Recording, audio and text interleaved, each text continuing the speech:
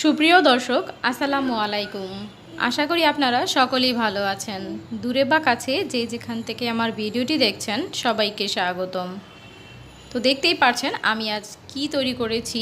আজ আমি তৈরি করেছি সবার পছন্দের ফুচকা। ফুচকা খেতে পছন্দ করে না এমন মানুষ খুঁজেই পাওয়া যাবে না। ছোট থেকে বড় সবাই ফুচকা অনেক বেশি পছন্দ করে থাকে। ঘরেই কিভাবে এই রকম ফুলকো টসটসে মচমচে ক্রিস্পি ফুচকা কিভাবে তৈরি করা যায় আমি আজ আপনাদের সাথে সেটি শেয়ার করব এবং এটি অনেক দিন পর্যন্ত কিভাবে সংরক্ষণ করে রাখা যাবে সেটিও আজকে আমি বলে দিব। দেখতেই পাচ্ছেন কতটা সুন্দর হয়েছে ফুচকাগুলো। দেখে তো ইচ্ছা করছে এখনই খেয়ে ফেলি, এতটা সুন্দর হয়েছে দেখতে এবং প্রতিটাই ফুচকাই কিন্তু ফুলকো হয়েছে। তো চলুন তাহলে দেখে নিই আমি কিভাবে এত সুন্দর ফুচকাগুলো তৈরি করে নিয়েছি। ফুচকা তৈরি করার জন্য প্রথমে আমি 1 কাপ আটা নিয়ে নিচ্ছি। আপনারা চাইলে ময়দা দিয়েও করে নিতে পারেন। এটা আটা দিয়েও করা যায় আবার ময়দা দিয়েও করা যায়, যার হাতের কাছে যেটা আছে সেটা দিয়ে তৈরি করে নিতে পারবেন। দিয়ে দিচ্ছি 1 টেবিল চামচ চালের গুঁড়ি, এখানে শুকনো চালের গুঁড়িটা দিয়ে দিয়েছি, আর দিয়েছি তাল মাখনা, আর দিয়ে দিচ্ছি সামান্য পরিমাণে লবণ। এবার সবগুলো উপকরণ একসাথে খুব ভালো করে মিশিয়ে নিচ্ছি। এখন দিয়ে দিচ্ছি 1 টেবিল চামচের মতো সয়াবিন তেল। এবার তেলটাকে খুব আলতো হাতে ঘষে ঘষে আটার সাথে মিশিয়ে নিচ্ছি।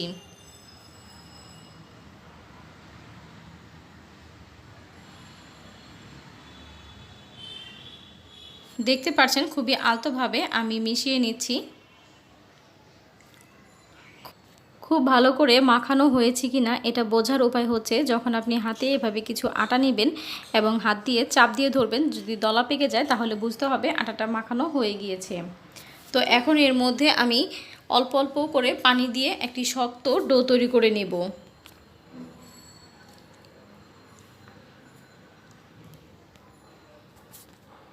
আমি নর্মাল পানি নিয়ে নিচ্ছি।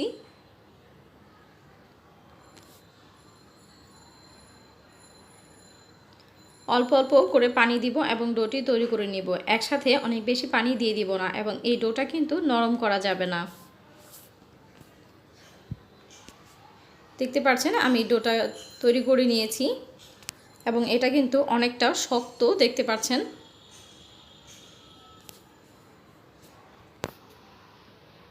এটাকে আমি 4 থেকে 5 মিনিটের মতো খুব ভালো করে মথে নিয়েছি।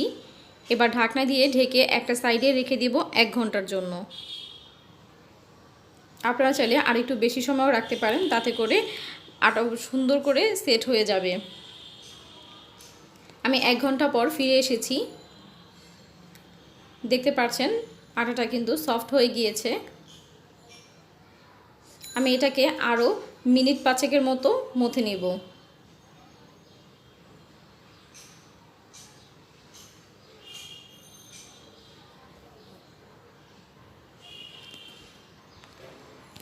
এবার আমি এই আটাটাকে 2 ভাগে ভাগ করে নেব এবং গোল করে একটি রুটি তৈরি করে নেব। যতটা সম্ভব এখানে আটা কম দিয়ে রুটিটা বেলার চেষ্টা করবেন। এটা যেহেতু খুব শক্ত খামির তাই কিন্তু বেশি আটা দেওয়ার প্রয়োজন হয় না। দেখতে পাচ্ছেন আমি কিন্তু এখন পর্যন্ত কোনো আটা নেইনি, তবে রুটিটা বড় করার ক্ষেত্রে সামান্য পরিমাণে কিছু আটা দিতে হয়েছিল।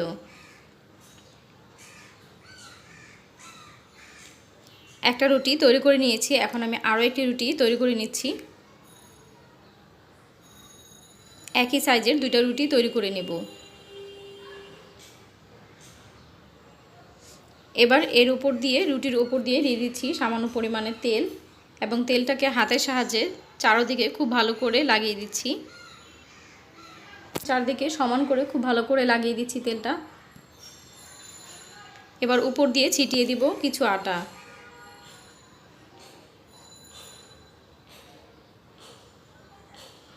হাত দিকে চারদিকে সমান করে দিচ্ছি।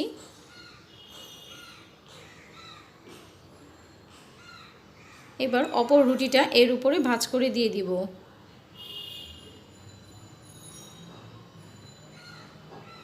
চারদিকে এইভাবে চেপে চেপে বসিয়ে দেব। এবার আলতো হাতে রুটিটাকে বড় করে নেব। দেখতে পাচ্ছেন আমি রুটিটাকে বড় করে নিয়েছি, এক্ষেত্রে কিন্তু রুটিটা গোল হয়নি। একটু বাঁকা হয়ে গেছে, তাতে কোনো সমস্যা নেই, এটাকে আমরা তো কেটেই ফেলবো। তো এটা গোল হোক বা লম্বা হোক বা বাঁকা হলেও কোনো সমস্যা নেই।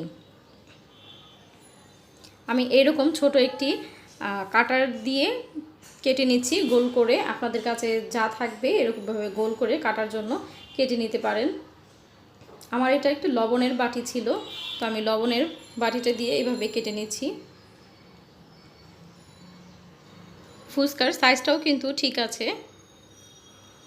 তো এই তো দেখতে পাচ্ছেন আমি তুলে নিয়েছি এবং একটু তুলে দেখিয়ে দিচ্ছি এটা কতটা পাতলা করে নিয়েছি। খুব বেশি একেবারে কাগজের মতো পাতলা করিনি, আবার খুব বেশি মোটাও রাখিনি, এটাই ঠিক আছে।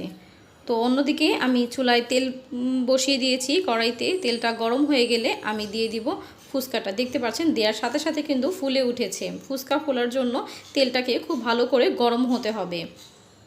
দেখতে পাচ্ছেন দেওয়ার সাথে সাথে কিন্তু ফুলে উপরে উঠে আসছে। আমি একটি চামচের সাহায্যে ফুচকার উপরে তেল দিয়ে দিচ্ছি এবং উল্টে পাল্টে এটাকে ব্রাউন করে ভেজে নিব পছন্দ মতো কালার আসা পর্যন্ত। এ পর্যায়ে কিন্তু চুলার আঁচটা কমিয়ে দিব। যখন ফুচকাটা ফুলে উঠবে তখন কিন্তু চুলার আঁচটাকে কমিয়ে দিতে হবে। এরপর একটু সময় নিয়ে ফুচকাগুলোকে ভেজে নিতে হবে।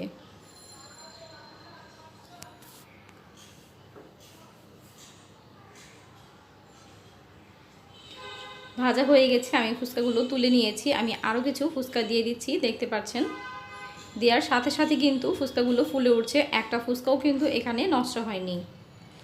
যতগুলো ফুচকা বানাবো সবগুলোই কিন্তু এভাবে ফুলে টইটম্বুর হয়ে থাকবে।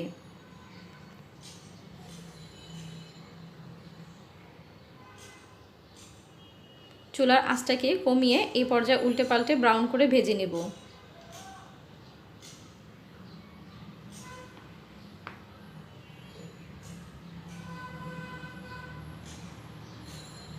এবার তেল ছেঁকে ফুচকাগুলো তুলে নিচ্ছি।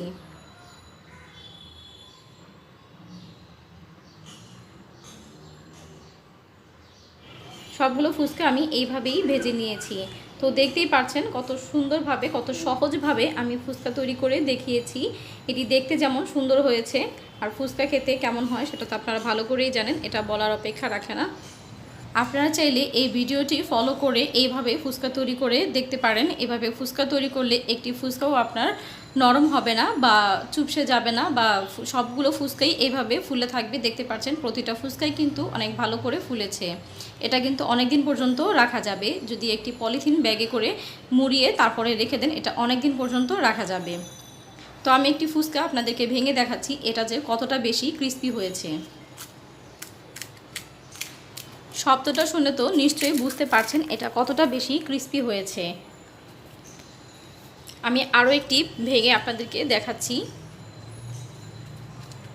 দেখুন ফুচকাটা কতটা সুন্দর হয়েছে। এটা কিন্তু দুইটা পাশই সমান হয়েছে, একটা পাশ মোটা বা একটা পাশ পাতলা এরকম কিন্তু হয়নি, দুইটা পাশই কিন্তু সমান হয়েছে।